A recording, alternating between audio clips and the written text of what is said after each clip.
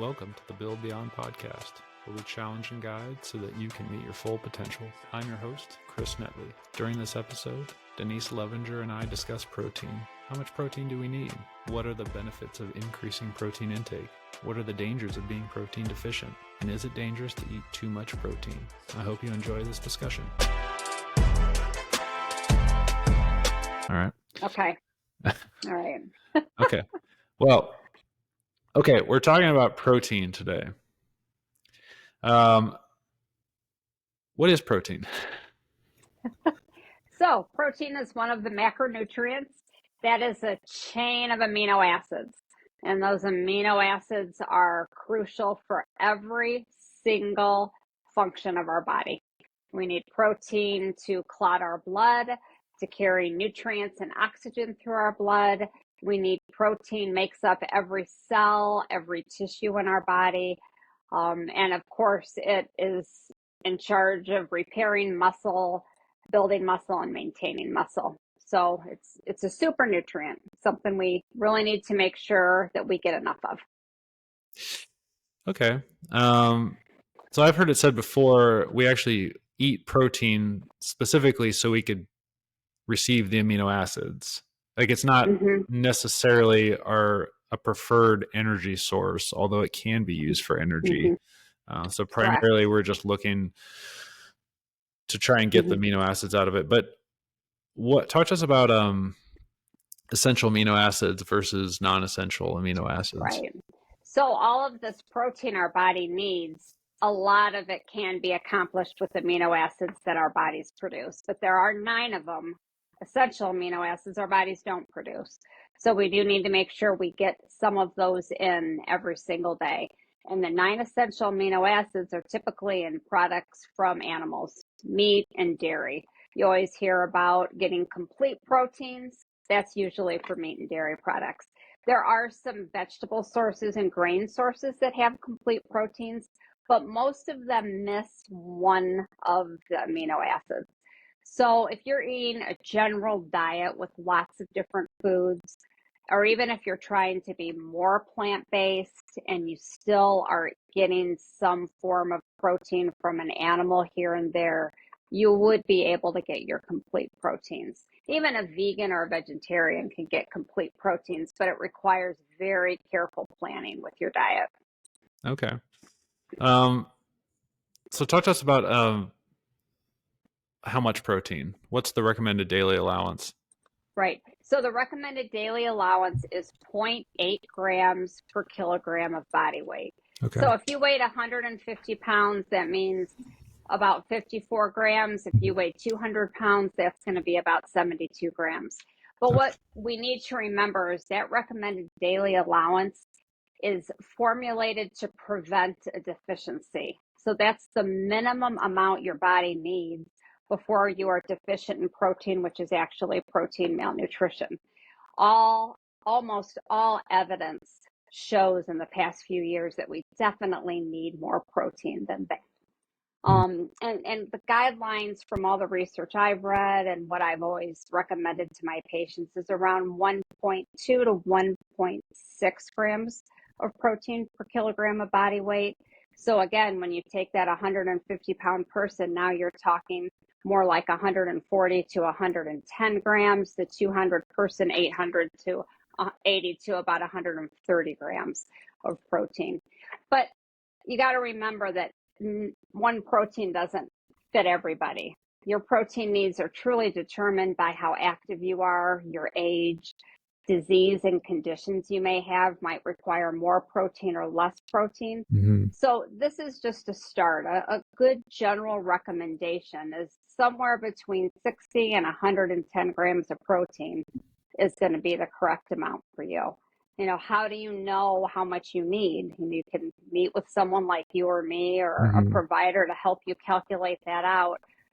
Or you could just aim to eat around 20 to 30 grams of protein at each one of your meals.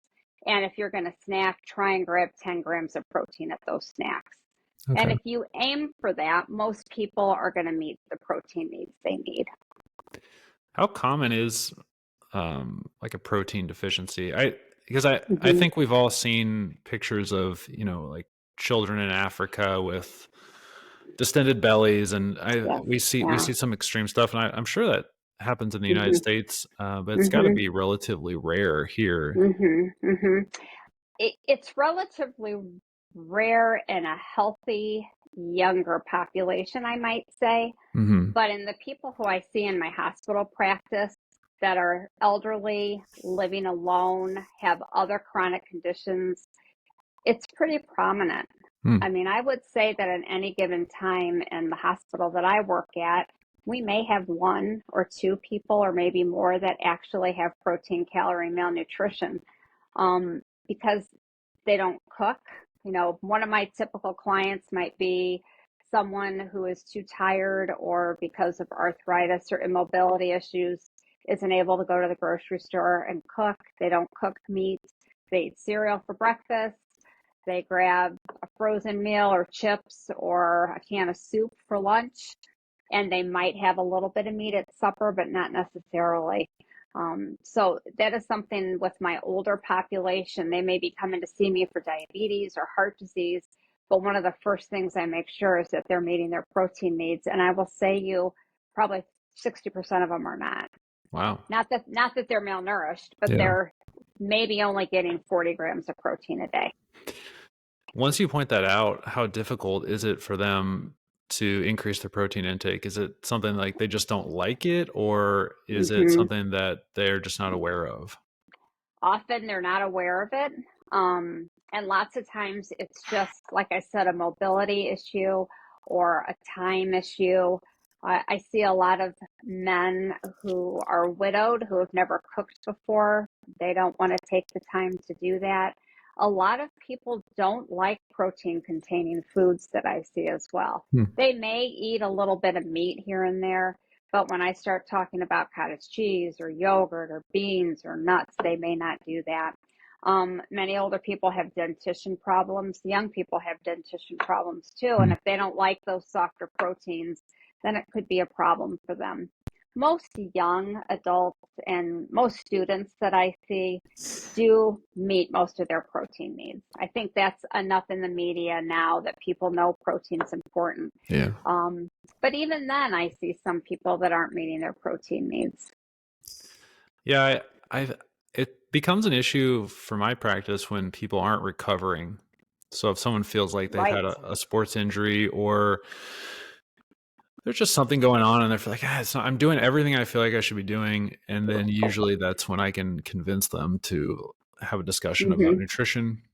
Yeah, you're And right. I don't get as probably as detailed as you do, but Hmm. I weigh everybody. So then I'll just do some math right in front of them, and I'll say like, Right. well, what are your main protein sources, and we'll talk about it. And we'll figure it out and say, okay, Hmm. what I would think for you would be this much of whatever you like to eat. Exactly. How much do you think you're meeting that? And a lot of times Hmm. they're actually not, or they Hmm. don't know. And usually if they don't Yeah. know and they can't, and then they're not really thinking about their food. So Hmm. there's probably some other issues in there too. They're probably, a lot of people have a problem with overconsumption, especially we deal with the student population a lot, and a lot of people who Hmm. sit in offices. So they're snacking a Hmm. lot.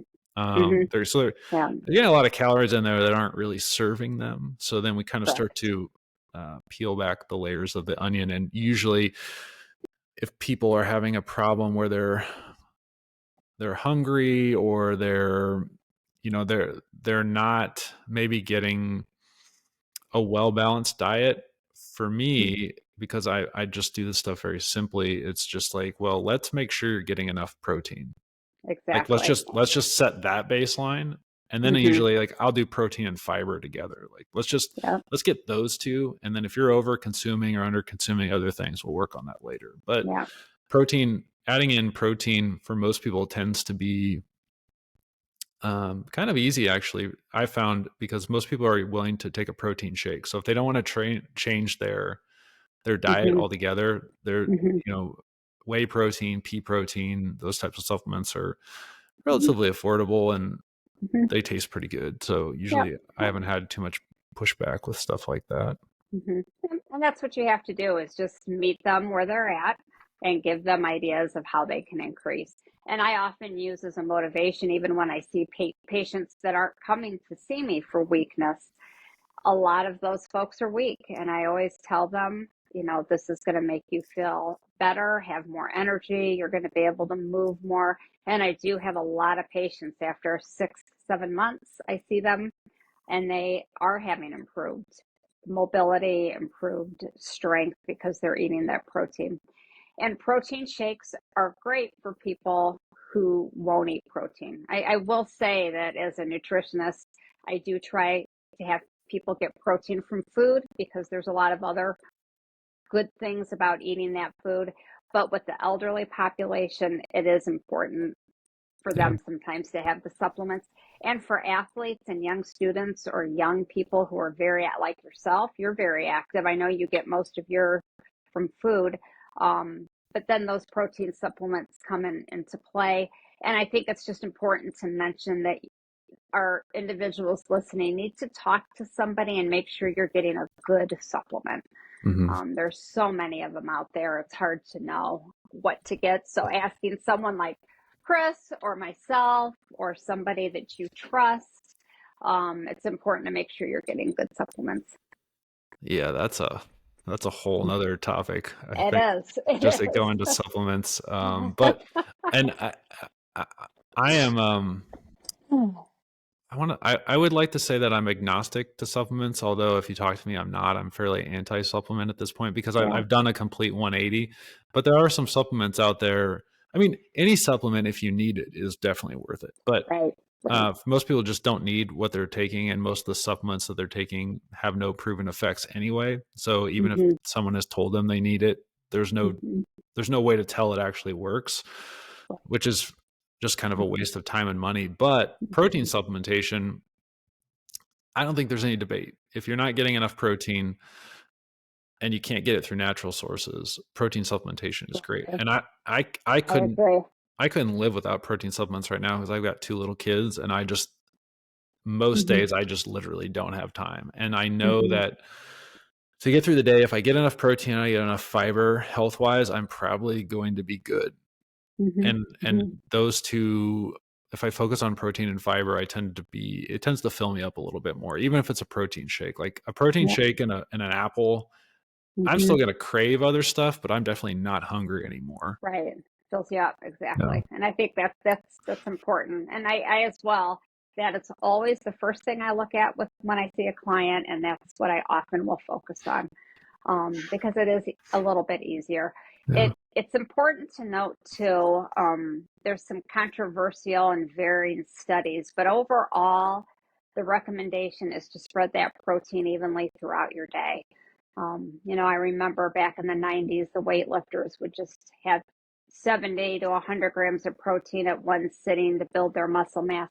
And there are actually some studies that say muscle protein synthesis will only occur with 35 grams of protein. It's not going to keep going after 35 grams of protein at a time.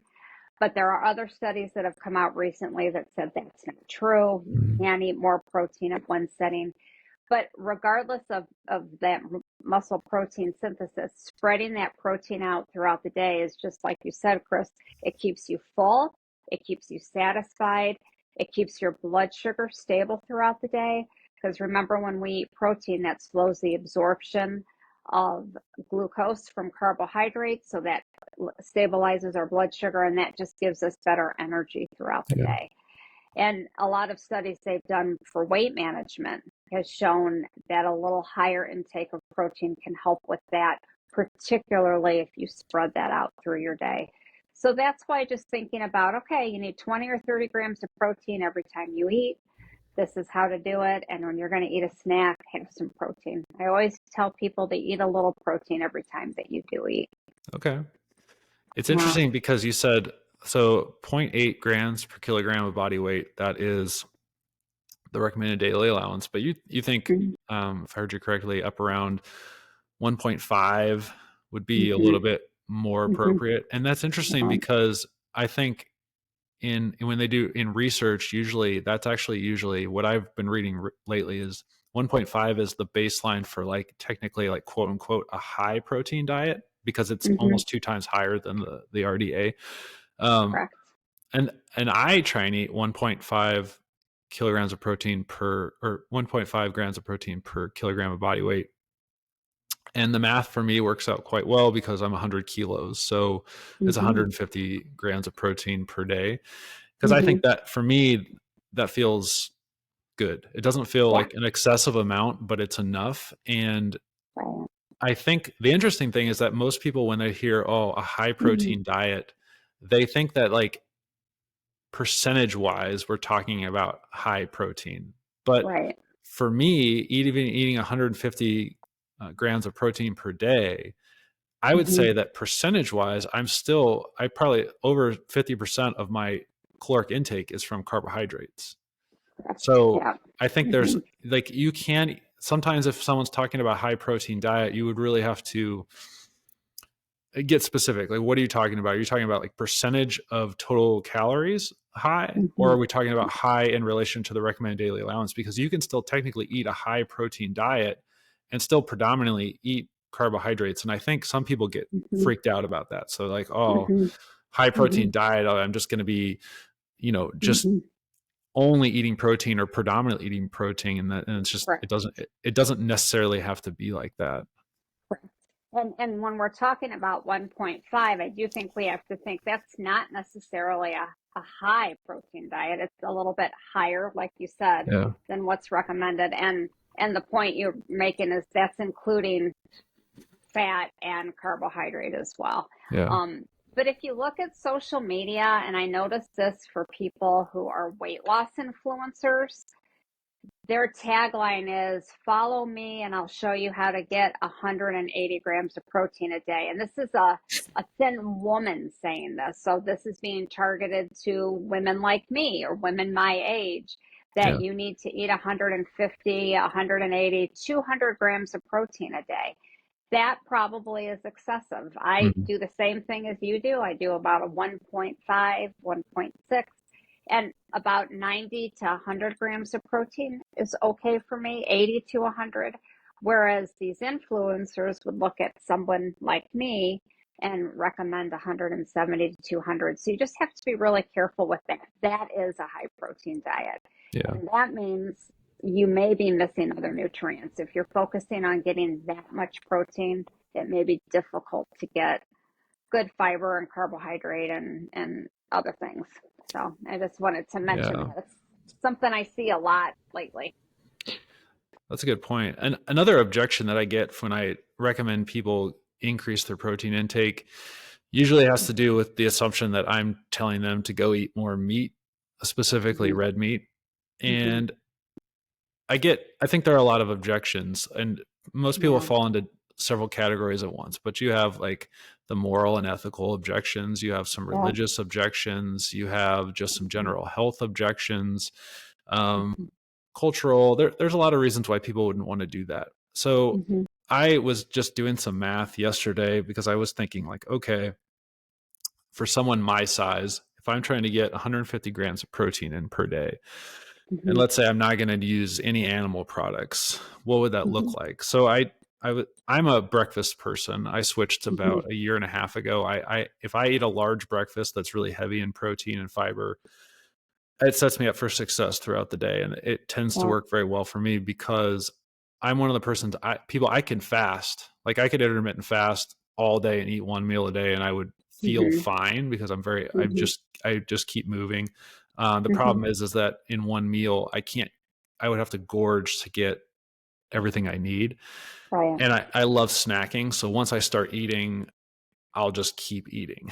So for me, eating a big breakfast. So when I was doing this exercise, I was thinking like, okay, if I'm going to set up a big breakfast and like a morning snack to set myself up for success to get 150 grams of protein, but I'm not going to use any animal products. What does that look like?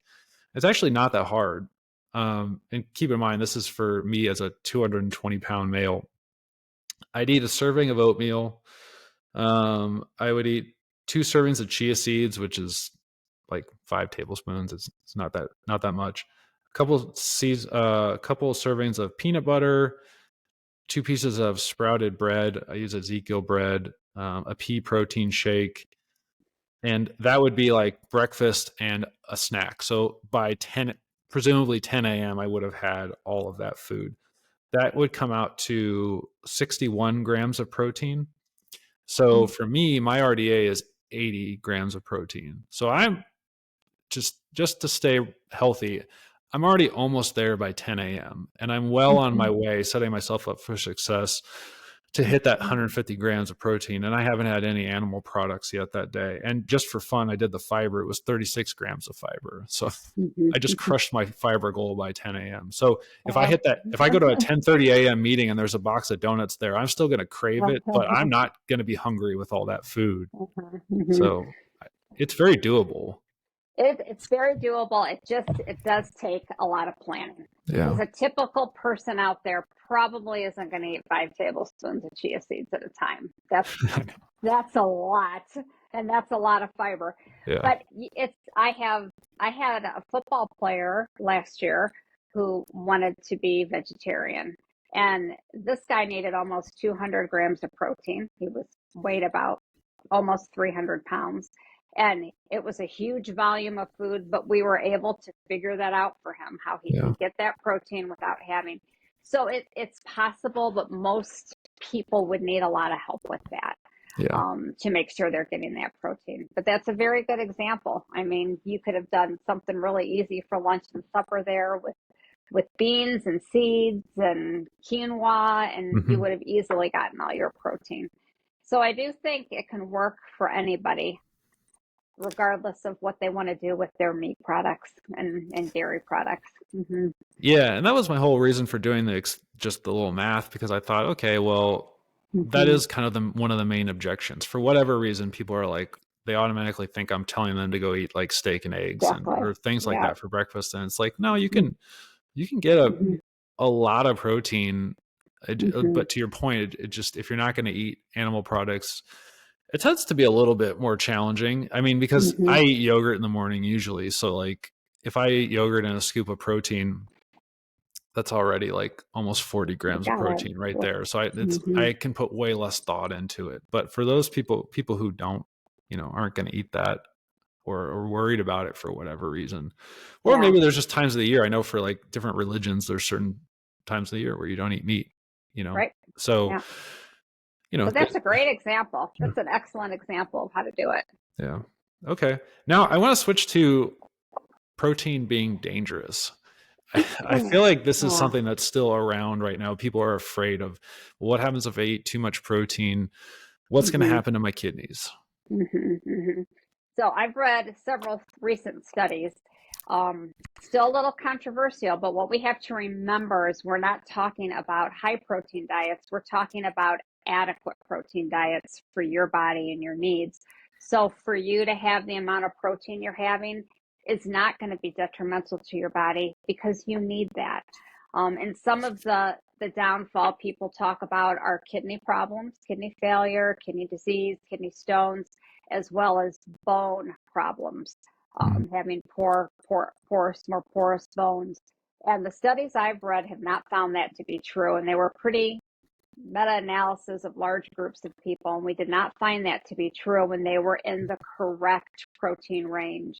And that's what bothers me so much about what I'm seeing on social media is I have a woman who is short, not very active, being told to eat 180 grams of protein.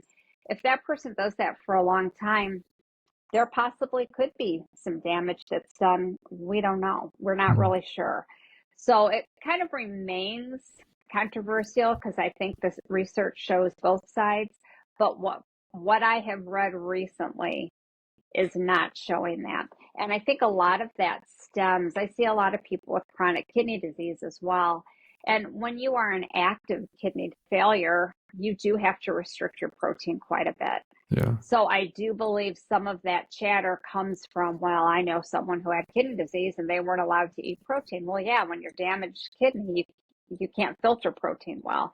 Yeah. But certainly eating the amount of protein you need based on your weight, and your activity level, which for some listeners might be 200 or 220 grams of protein a day. If you're a big, active, muscle mass is high person, but someone that doesn't need that amount, it could cause some problems. So it's really it's not a bad thing to do for your body. You're just meeting what your body needs with these higher Okay. protein diets. I feel, based on what I've read, that's how I feel.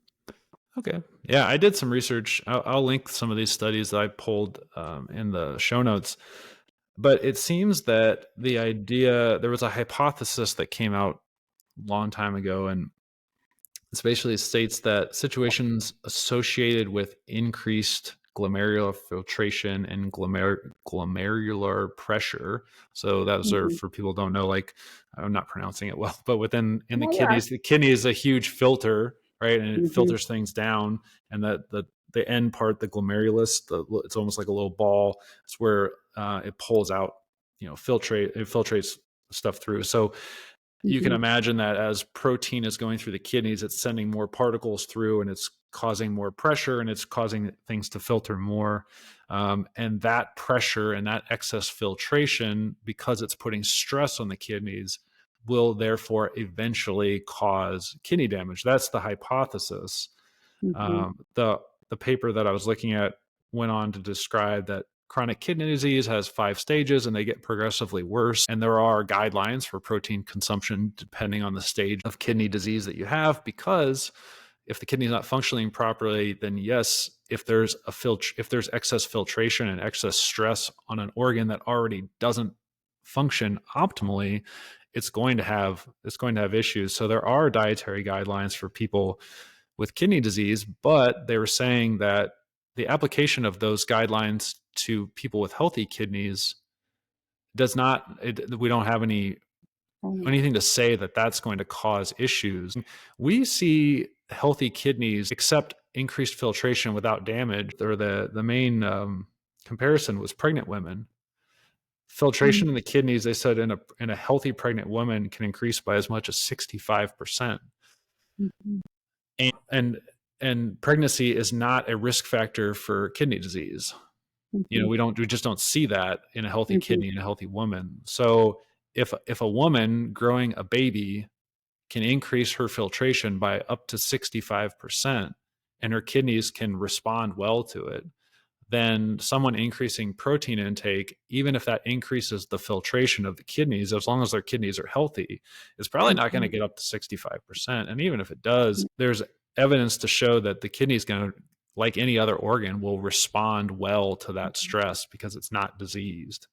Mm-hmm. So, but to your point, they do in the studies say that more research is needed, and there are obviously cases that are outside of the norm.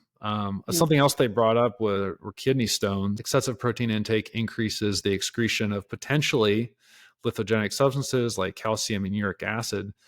But they were saying epidemiological studies provide conflicting evidence. And at the time this was published, which was, I think, in the early 2000s, randomized control trials had not been done, which I would really believe would be hard to do an RCT, where it's, let's try and give someone end stage kidney failure with excess protein. And I looked up the NSCA, National Strength and Conditioning Association, their recommendation for protein intake for athletes.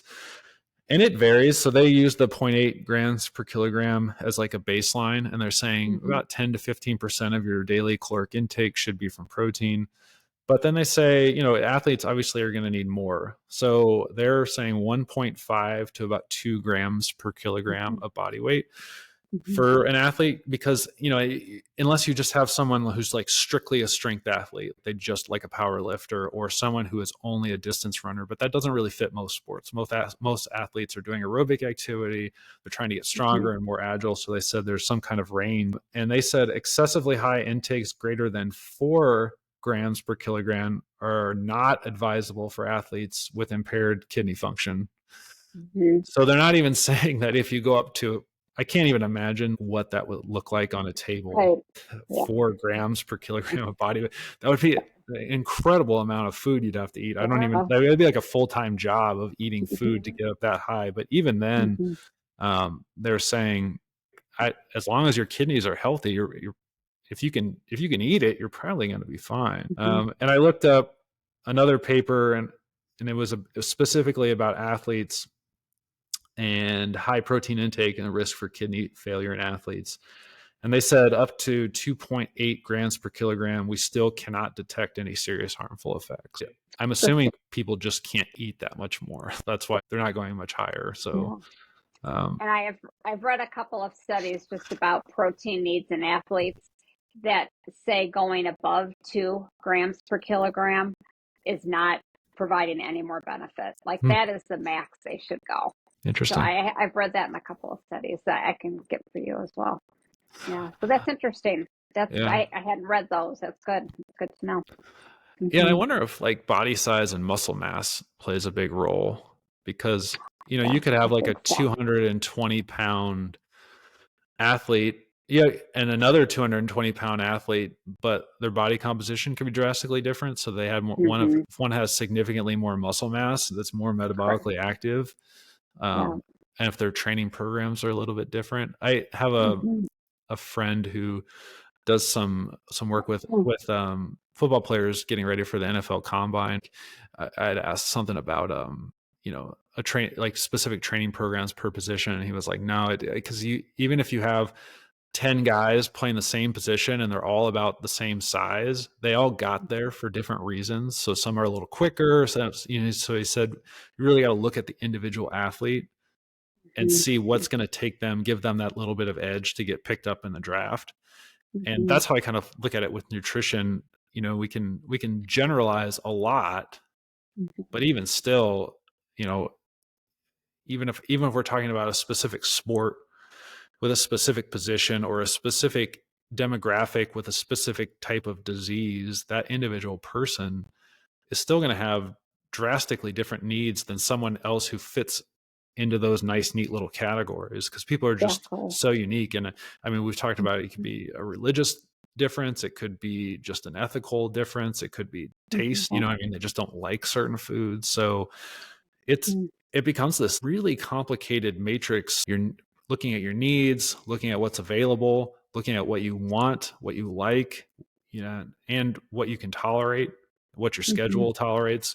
If you're married, what your what your husband or your wife or your kids are going to eat, because you can't just have different food just for you. It gets really complicated. It's a little puzzle, and that's what I do every day with people. And it's truly a little puzzle trying to figure out what's going to work for everybody. Yeah.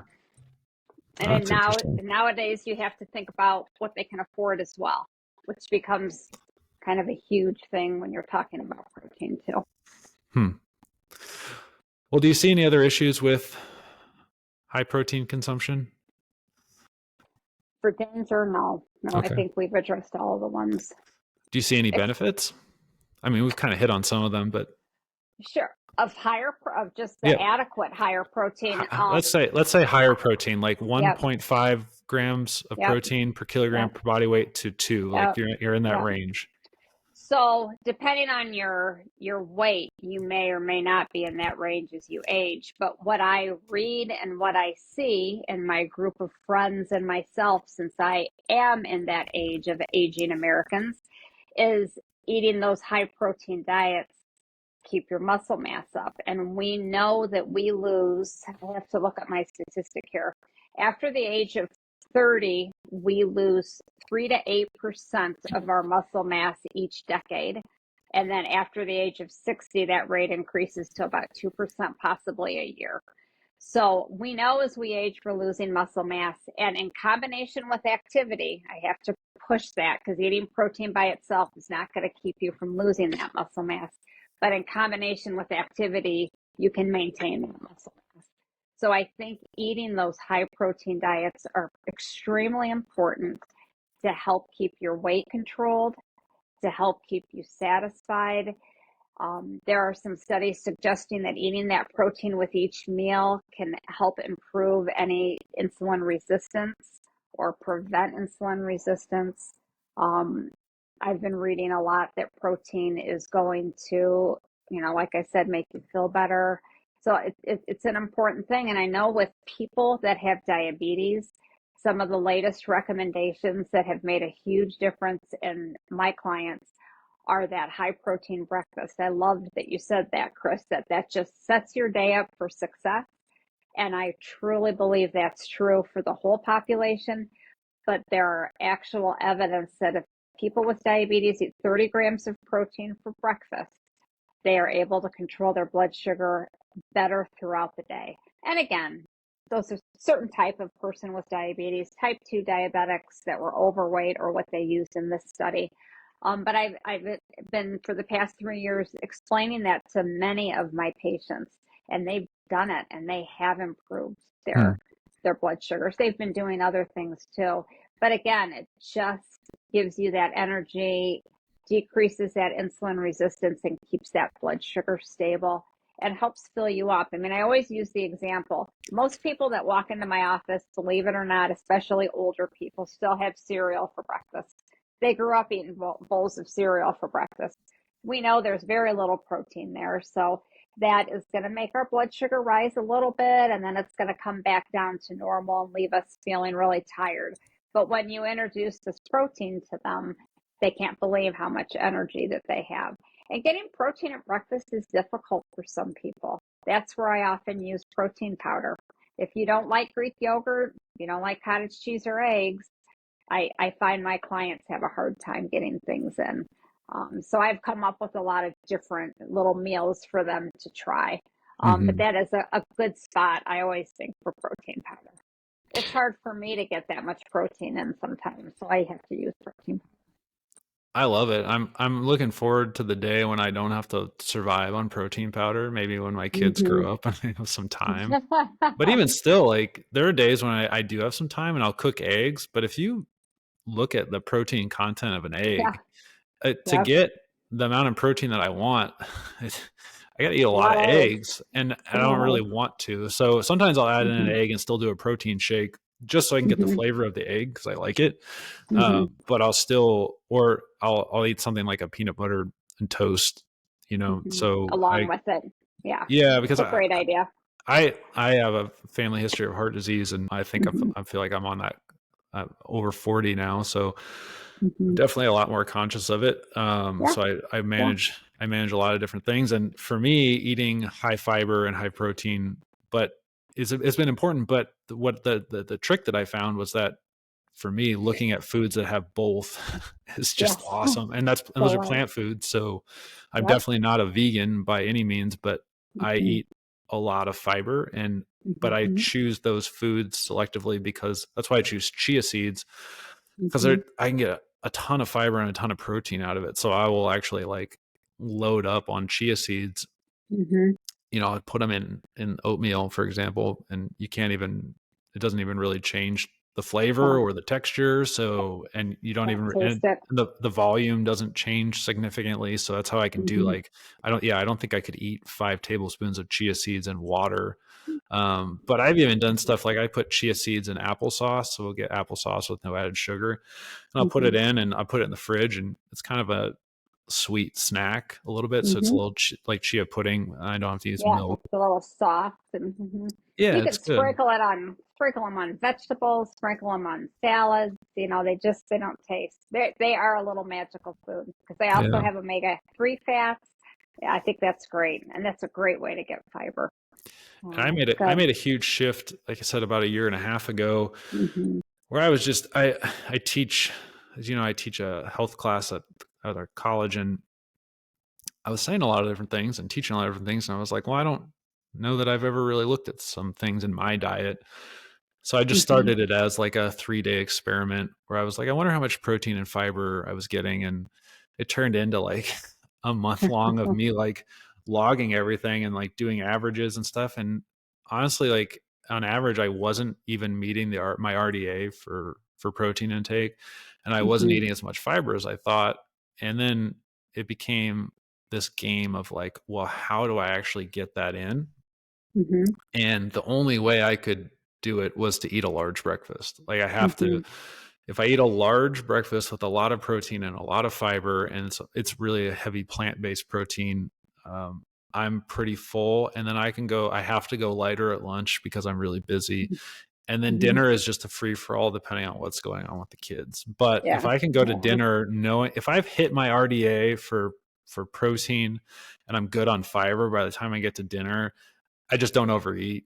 You know what I mean? Like it doesn't really matter if it's like the kids are having mac and cheese, so that's what I'm eating. It's like, I'm not going to die. You know what I I mean? already Like, got my, yeah, that's a I've great, met the minimum. I'm just going to like make sure I eat one serving of mac and cheese and I'll go crazy on this. And then right. I don't feel bad about it. And I don't have any issues. And doing that slowly over the last year and a half, the interesting thing is my body weight hasn't changed drastically, but my body composition has. And I only know that because I'm wearing a different size belt.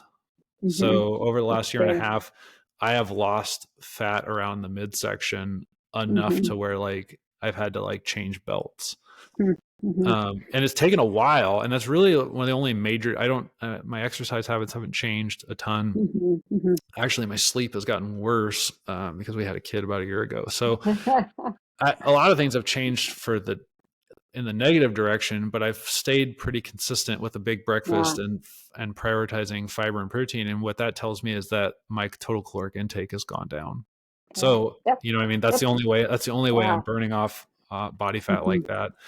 So, and because my weight's staying relatively stable, but I know I'm losing body fat, I must be putting on muscle mass as well. So, I think that's probably a byproduct of like now actually meeting and exceeding my RDA, which was weird to think about, like being active and exercising regularly and doing a lot of strength training and feeling like mentally like, oh, I'm eating enough protein, but that I wasn't. You know what I mean? And that's where I added in the protein shakes. Honestly, it was like, okay, well, I don't know if I can change my food environment enough to add in real protein, but like food protein. But so then I just started like, well, I have multiple different types of protein shakes. I have some pre-made ones and I have the powder, just depending on like if I have no time, then there's some pre-made ones in there in these little bottles and I just take that.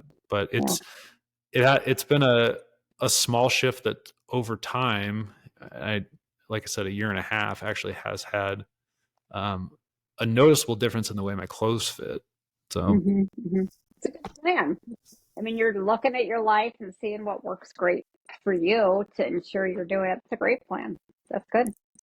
well, it's worked for me, you know, and I've suggested it to patients, and some people are just like, I'm not a breakfast person. Right. So, you know, if you're not a breakfast person and you're super into like that intermittent fasting, you don't want to start until noon, you can still do it. I mean, we just have to get creative. You may be eating some heavier snacks if we're really going to focus on it, because to your point, I don't know how much benefit there is to sit down and eat 100 grams of protein.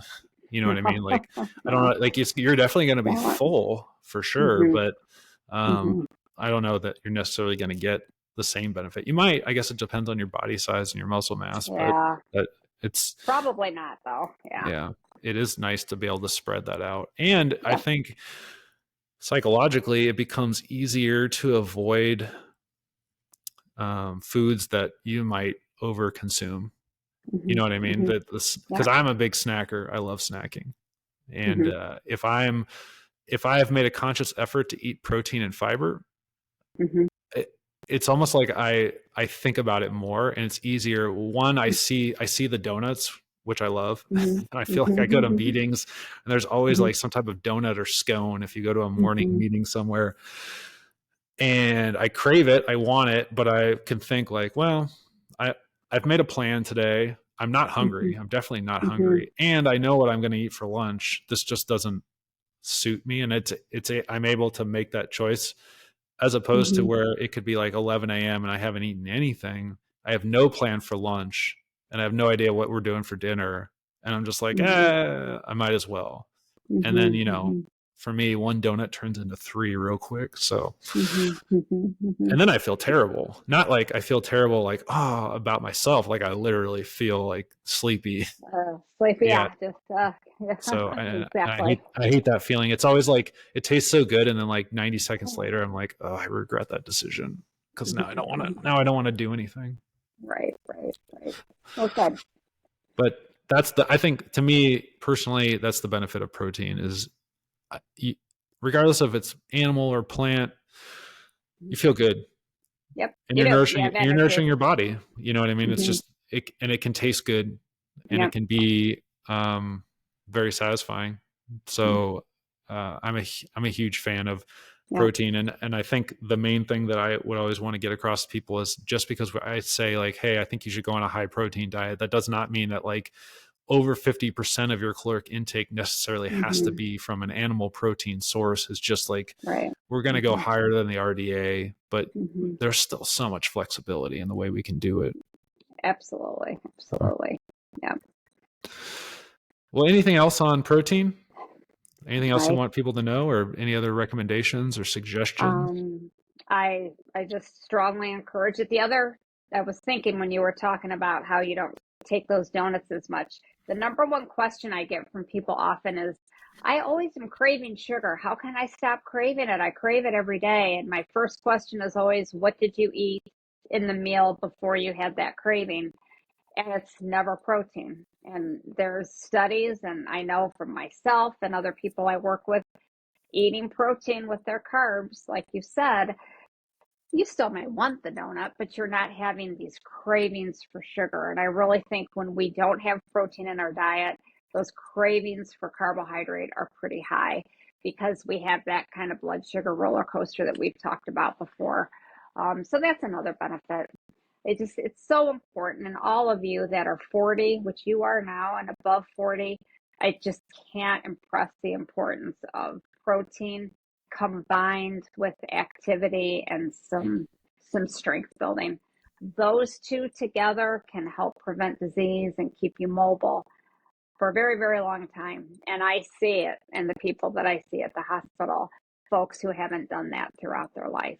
And now they're 70 and they're frail, they have disease, and it's because they maybe never took time to have breakfast, had protein once a day when they sat down and had their dinner at night, or just didn't eat that. So crucially important for all of us. And if you're a young person, it's important for your energy level, and it's important for you to keep that muscle mass even when you're young, because we start losing that after 30. That's an interesting comment too, because I'm reading a book right now on metabolism, and it's really on the concept, or I don't even know if it's a concept anymore. We've pretty much proven it. We don't really have as much control over our metabolism as we think. Like people are like, oh, I'm going to boost my metabolism. Like, nah, you're not really going to do that. And the idea that like, oh, my metabolism is tanking as I get older. And it's like, it doesn't really like as you get extremely old, it can have an effect. And then obviously at a young age, like my 1-year-old, her metabolism, I mean, she's growing drastically. So, but like around like 18 to 20 years old, you kind of got what you got at that point. But there are ways that you can shift your metabolism.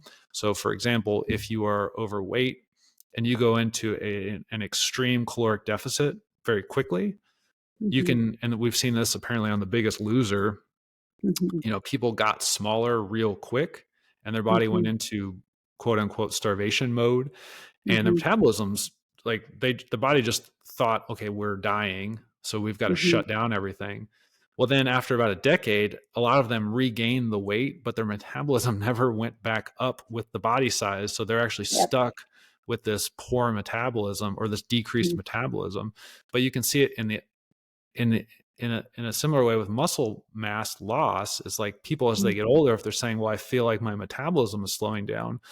Well, to your point, people tend to lose muscle mass as they get older because maybe they eat less protein, they're working out less, they're moving less. Like it's almost like it seems like a lifestyle as you age for most Americans leads them to have less muscle mass.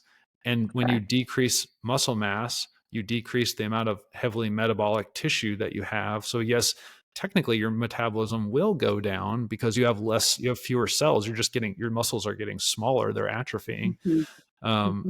But how can protein help? Well, increasing protein consumption gives you the building blocks to build more. And then you just got to add in some movement. And it doesn't even have to be like you have to go to the gym and work out. Walking more,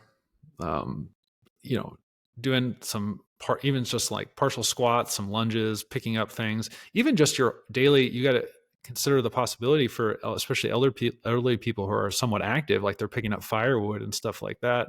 That is breaking down muscle tissue. And if you're not meeting the RDA, you might just be like breaking down tissue progressively over the years and not rebuilding it just to the baseline of health. You know what I mean? So Exactly. for some people, you may actually be getting enough activity, but you're not giving yourself the building blocks if you're not meeting Yeah. the RDA or possibly exceeding it by a little bit. So just by adding in some protein, you may already be doing enough. You're just not, you just don't have the raw material to replace that muscle mass. And yeah, it might actually affect your metabolism in a negative way, which will make it harder or easier to gain body fat. So Excellent points. Those are all excellent points all around. but That's why. I would love to, we should probably have a whole discussion on metabolism and things like that. I think there's so many misconceptions out there, and I mean, research is just constantly, finding new things, but I feel like sometimes I'll find something new and I'll be like, man, this is great. And then I'll look at it and be like, oh, we knew this 10 years ago. Like, I had no idea. You know what I mean? So Yeah. it's sometimes the stuff just doesn't hit the mainstream media or social media because Exactly. it's not, I don't know, it's not provocative enough, I guess. Right. So, Yeah. all right. Okay. Well, All right. thanks for coming on again, and Yeah, thanks. look forward to Thanks our for next having chat. me. All right. Thanks for having me. Bye-bye.